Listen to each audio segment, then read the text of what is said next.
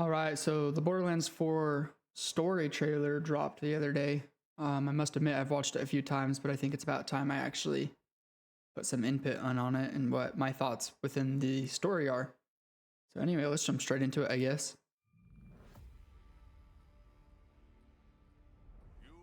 So opening up, it just shows the map and some Vault Hunters. And this part, I mean, it's going to show up for the next few seconds. But it shows that we are captured. Like right here. And the way he's talking to you, the way he's talking, it sounds like he's talking directly to us right now. So I'm assuming we are looking at the Vault Hunter's point of view and not just some random civilian's point of view. So either we get captured at the beginning of the game or somewhere during the story. I personally think this is going to be more like a Borderlands 2 type of intro sequence. If you remember Borderlands 2, all your characters are on the train. You get to the front of the train to meet Handsome Jack, who hired you to be the Vault Hunter. Turns out it was a trap, and the Handsome Jack dummy sitting at the front of the train is filled with dynamite. So I'm wondering it's going to be something like this, where we came to this planet, or we grew up on this planet, and we wanted to be Vault Hunters, and because the Timekeeper's able to control and see all, he found that out very quickly and captured us before we got too powerful. Now maybe somebody breaks us out, or something doesn't go to plan and we escape. Either way, we got captured, and obviously this isn't, if this is the beginning, maybe this is the very end, but if this is the beginning, obviously we don't stay captured. Forget this girl's name. She was the girl in the trailer who found the mask. I guess she was just a regular farmer doing her job when she saw Elpis crash into Kairos, and that's what gave her the courage to actually take out her implants. God, I forget this guy, his name too. I've heard it once so far, but he's the big fat guy who turns gold and white. Somebody said because he says like I'll return to the Timekeeper's side, they think maybe the Timekeeper exiled him or something. Because of what's going on here in this scene, go back a little bit.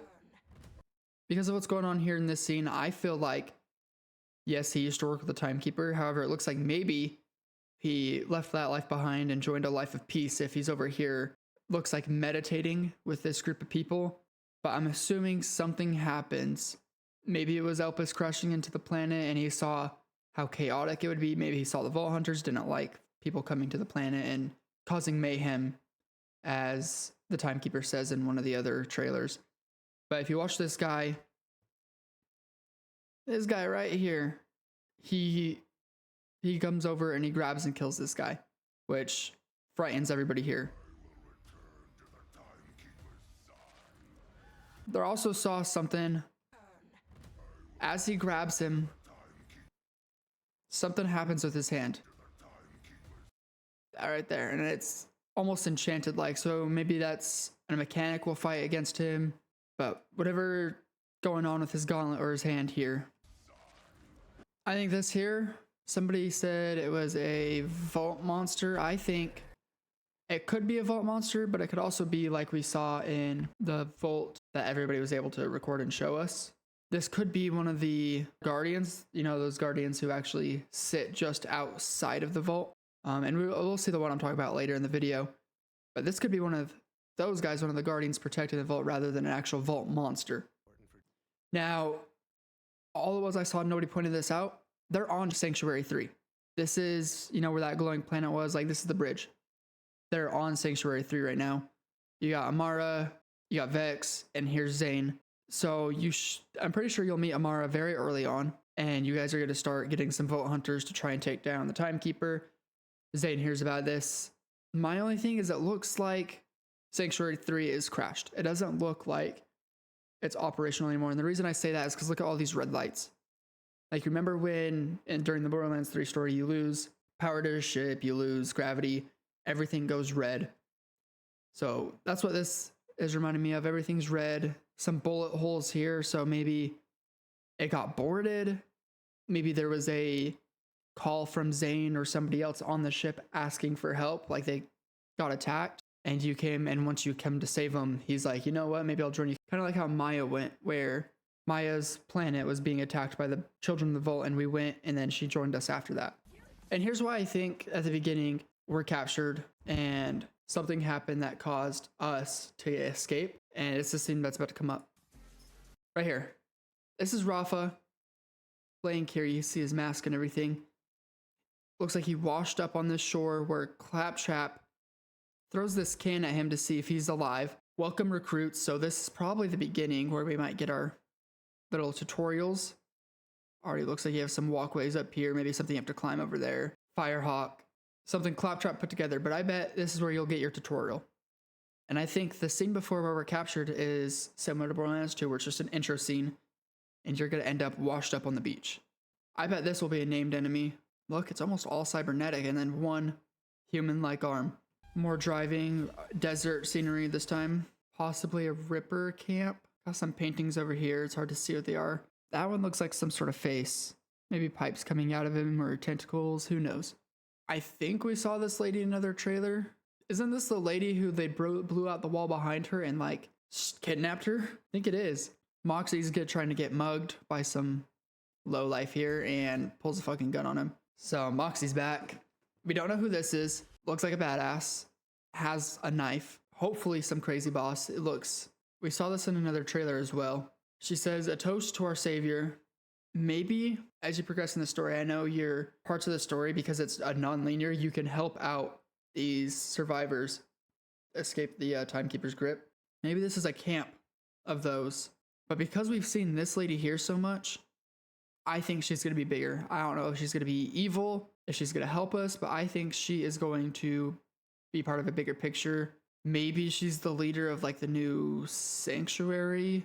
Maybe that's what this is, the new sanctuary. I mean, she also has a similar color scheme to Sumo Guy, you know, big fat boy. And so maybe she's not nice. We got Moxie and Zane. Some big old drill machine probably is going to be part of the explanation of where these bandits are coming up out of the ground.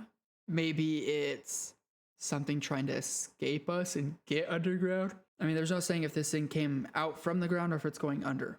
Obviously, we're going to have to fight it. Us fighting, I don't think this is a vault monster. I think this is just a boss fight that happens, obviously, somewhere underground in a cave. This right here is that Guardian, or whatever the hell they're called. The Guardian who protects the vaults that we saw everybody fighting against. I think it's like the Primordial Guardian or something like that. My only worry is the one we saw earlier with the rocks looks very similar, and I hope they didn't just copy and paste a lot of the design. Timekeeper is saying, why should we be free? All we do is destroy. This is probably a hint at the fact that he himself is most likely trapped in a vault or was trapped in a vault. And that is why he is forcing these curfews and forcing these people to be perfect and under his control all the time, because he was imprisoned and he never got to experience freedom. And now he's holding this vengeful hatred towards everybody else who had freedom. And so he's forcing people to be perfect and almost be imprisoned in their lives. So I mean, it's like his way of getting revenge, I guess. Why should everybody else be free while I was prisoned? One of the UFOs you can go into, one of the events. Maybe maybe this one has something to do with the story, like you have to do it at least once. And here's another one of those Guardians, and it looks very similar to me. I mean, you got the long legs, low body. Here we got a damn dragon, Jesus. No clue if it's a vault monster, if it's a regular boss. I mean, back here we have some sort of barrier stopping us from going somewhere. We have ledges up here. I mean, blood everywhere. I think this is gonna be my call. You see all these blood around? Now there is a chance it's just something you stumble on, but I think this guy is used for either rituals or sacrifices. Either bandits or the Order or the Timekeeper. When he captures people he doesn't like or he's planning on killing, whatever, they bring him up here, they drop him into this pit where all these charred and dead bodies are, and you are left to die to this beast. And then, of course, break free, the theme of this game. So a lot of unpack, I guess, in the minute 50 that we got here.